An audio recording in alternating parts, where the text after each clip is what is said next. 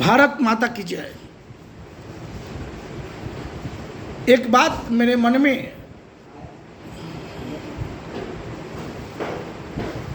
कि इंसान का जो आयु है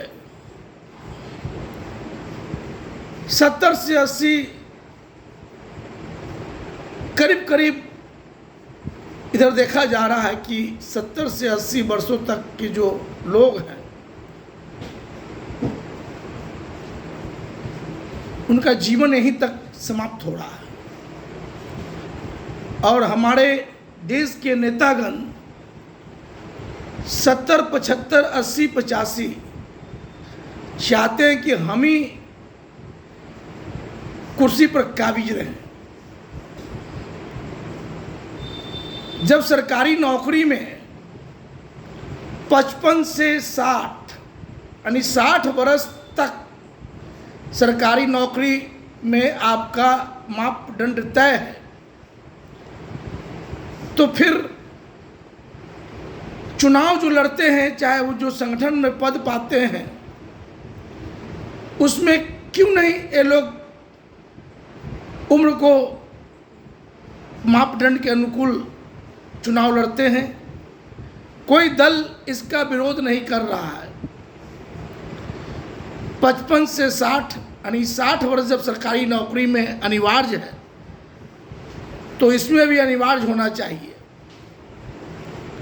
अब देखिए, मैं बिहार भाजपा में रहा हूँ 1985 से लगातार 27 मार्च 2018 तक। 2020 बिहार विधानसभा का चुनाव 184 पटना साहिब विधानसभा क्षेत्र से लड़ा हूँ। और अब की बार मैं 2025 में लड़ने का ऐलान नहीं किया हूँ, इसलिए कि हमारा उम्र 59 वर्ष है। जो हमने उसूल बनाया, अभी हमारा बिना रजिस्टर्ड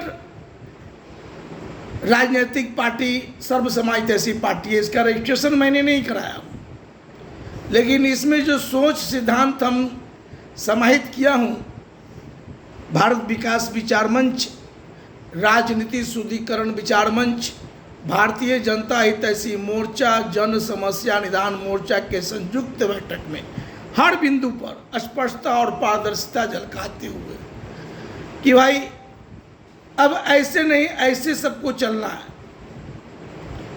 इसमें हमने उम्र तय किया है 55 से 60। स्वतः गद्दी छोड़ो, 60 हो गया, गद्दी छोड़ दो, आपको चुनाव नहीं लड़ना है। और भ्रष्ट को टिकट मत दो, लुटेरे को टिकट मत दो, स्वार्थी को टिकट मत दो, अपराधी को टिकट मत दो, दलबदलू को टिकट मत दो, जाति पाति करने वाले को टिकट मत दो, ग्रेजुएट से कम पढ़े लिखे वाले को टिकट नहीं दो। हमारा पार्टी रजिस्टर्ड पार्टी नहीं है, लेकिन इसमें जो सोच सिद्धांत है, इस पर चलाने के लिए मैं सबको कह रहा हूँ कि सब लोग चलो, और सबको चलाने के लिए मैं प्रेरित कर रहा हूँ। चाहे वो भाजपा हो, कांग्रेस हो, राजद हो, जदयू हो, हर पार्टी को मैं कह रहा हूँ कि आप जो कहते हैं कि युवाओं को हम आगे बढ़ा रहे हैं, लेकिन युवाओं के साथ तो बेइंसाफी आप खुद कर रहे हैं। उम्र देखिए और कुर्सी त्याग कीजिए। अभी मोहन भागवत जी ने ऐलान किया है कि मैं 75 वर्ष का हो जाऊंगा, आगे मैं संन्यास ले लूंगा। भाई 75 वर्ष तो आपका पूरा हो गया, अब तो 75-80 वर्ष तक तो आदमी जीता है।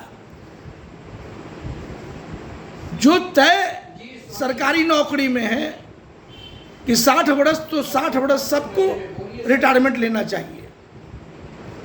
जैसे मैं रिटायरमेंट लिया हूं, अब हमारे 184 पटना साहिब में देख लीजिए, उम्र हो गया है, मानसिक स्थिति काम नहीं कर रही है, और अभी विचार है कि टिकट हम ही को मिल जाए। भाजपा का टिकट अभी हमारे पास आया खबर कि रामनाथ महतो जी 2020 में तो आपको हम टिकट नहीं दे सके थे, लेकिन अब की बार आप 2025 लड़िए, ये हमारा परीक्षा ले रहे थे लोग। मैंने कहा नहीं भाई, आप ये टिकट किसी युवा को दे दीजिए, हमको नहीं चाहिए। अब हमने जो उसूल बनाए हैं, उस उसूल से मैं समझौता नहीं कर सकता हूँ।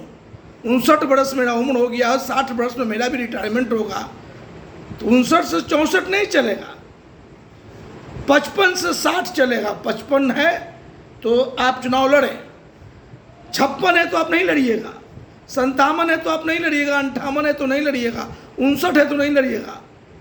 ऐसा मापदंड हमने तैयार किया है जो युवाओं के हित में है, देश के हित में है।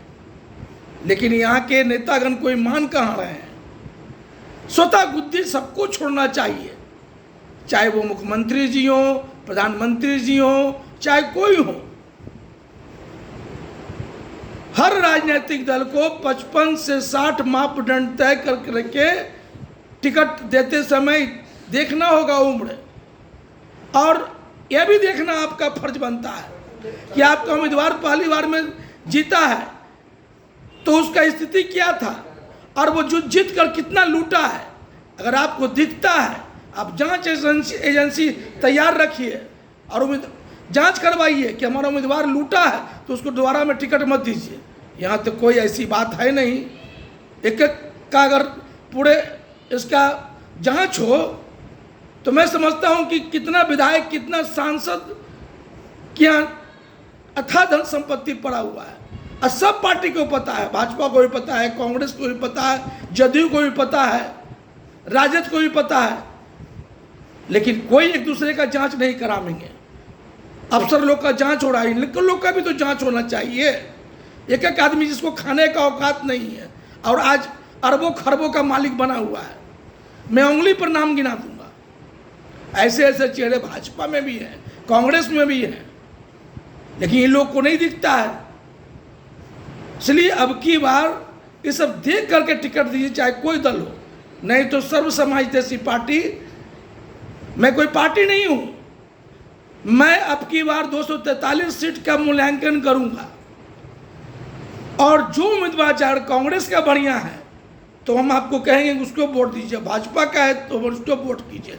मैं जो मापदंड तय किया हूँ उस मापदंड के अनुसार एक लिस्ट जारी करूँगा। अब की बार मैं इसी मुद्रा में हूँ कि मैं पूरे बिहार में एक तहलका मचाना चाहता हूँ कि सही चेहरा माँ भारती के सच्चे सेवक सत्ता के दहलीज पर पहुँचे। इसके लिए अबरी बार मैंने 243 सीट का मूल्यांकन करूंगा।